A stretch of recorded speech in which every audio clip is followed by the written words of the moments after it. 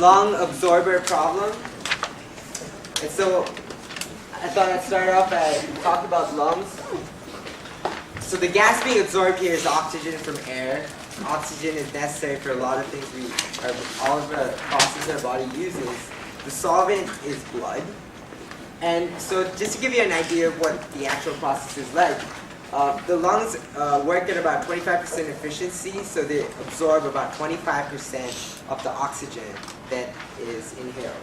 But elite athletes, aka Michael Phelps, can absorb close to 50% of inhaled oxygen. So by training, you can really increase your capacity to absorb oxygen through your lungs. All right, let's dive into the problem. So for part A, it was simple, just learning how to read this graph.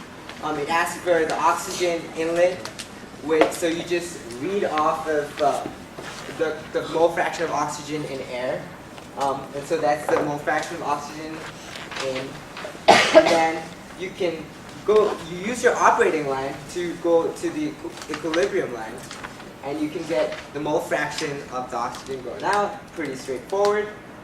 Similarly, from your inlet point, you get the concentration of oxygen to the blood entering your lungs. And then finally, using your equilibrium point, you get the concentration of oxygen, or the mole fraction of oxygen in the blood leaving your lungs. So for part B, you had to sketch on the map a point where you're hyperventilating, where the flow rate of air is doubled. So can anyone tell me what happens to the operating line when you're breathing twice as much? Dan? Well, the amount of blood is the same, so you're going to be absorbing twice as much. Okay, but what happens to the operating line? Oh, the slope is going to change. Yes, the slope is going to change.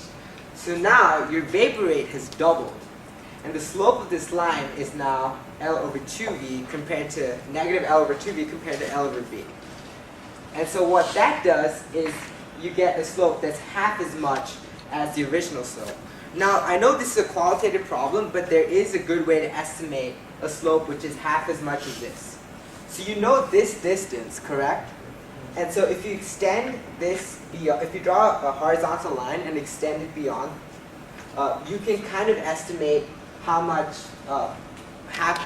you can estimate the slope of your new line. And so you get your new concentration of oxygen in your bloodstream for double the flow rate coming in. And if you've ever noticed bodybuilders at the gym, they try to hyperventilate. And so it kind of matches your idea of that, because now they have more oxygen in their bloodstream, and so they can lift weights for a shorter period of time at a better efficiency because there's more oxygen in their blood. So yeah. Now part C, you're transported to a place that has half as much oxygen in air. So can anyone tell me what happens to the oxygen that you're breathing in? Well, the mole fraction of that oxygen is half as much as the mole fraction of it. Correct. And so you get half of the concentration in the air, but the blood is still the same. So your capacity to absorb oxygen is the same. So you get half as much concentration of oxygen to the air you inhale.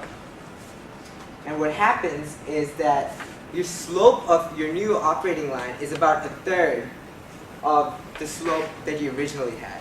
So what happens is you need to breathe 3 times faster than what you would be breathing if you were on Earth. Alright, so for part D, your capacity to absorb oxygen from your blood is decreased because there's a saline solution in your body. And so you have diluted blood. So what that does is it changes your equilibrium line. And so can anyone tell me how they try to find that? Alright, so this is slightly tricky, but you get a new equilibrium line, and you can estimate your new equilibrium line, which is that, by taking the distance to your original equilibrium line, and then marking off points that are halfway, and then connecting the dots to get your new equilibrium line. So that's a quick, easy way to get your new equilibrium line, because your capacity to absorb oxygen is halved. And so you want to get the same amount of concentration of oxygen in your blood, even though you have less, a lower capacity to absorb oxygen. And so using, just by connecting the 2 points, because your outlet mole fraction of oxygen in the blood is specified, you can calculate the slope of your operating line. And so you can see the slope of your new operating line is much, much flatter than your original slope, which means that your vapor flow rate has increased by a lot. And so you're going to have to breathe a lot more when your capacity to absorb oxygen is decreased. And then finally, so what happens if you've had a trauma and they give you a transfusion of saline? What else do they do for you? Yeah? Oxygen tank. Put you on oxygen.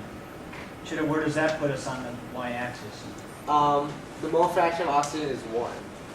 Instead of 0.1, 0.2. Or, yeah, instead of here. So you're all the way up there. So you don't have to breathe just as much. Or they use a ventilator. Alright, so part E talks about the stripper, and they specify all the points on the stripper. So we're assuming in part E that the inlet air has no carbon dioxide, which is a fair assumption because the actual concentration of carbon dioxide in air is about 0.04%.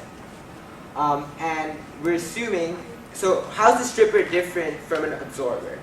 In a stripper, you're removing a substance from the liquid and it's being converted to gas.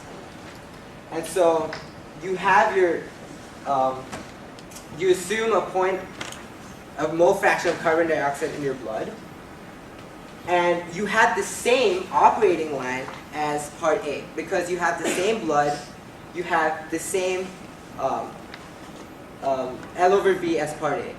So if you use the same slope of the operating line, which was given to you in part A, you will be able to get your outlet mole fraction of carbon dioxide out, and using that you can find the percent carbon dioxide mole fraction of carbon dioxide in your blood. Yeah. Any questions?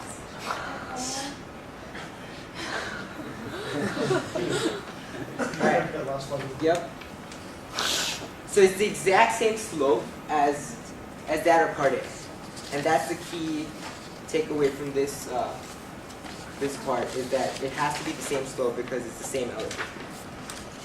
So the operating line you get from your flow rates, and so anytime your flow rates change, your operating line will change. And anytime your capacity to absorb something changes, what that means is your equilibrium point is changing. And so whenever you hear about capacity to absorb, it's the equilibrium line, and whenever your liquid or vapor flow rates are changing, it's your operating line. So your operating line is your mass balance, and equilibrium line is your equilibrium data. So this actually appeared in an exam, and although it is qualitative, it's important for you to know how to estimate correctly in the same order of magnitude, so that for this line, if you're trying to estimate the same slope as part A, you're not drawing something like that. So it is important for you to have some kind of precision to your diagrams also. Alright. Alright, you guys should start working on 4AB.7.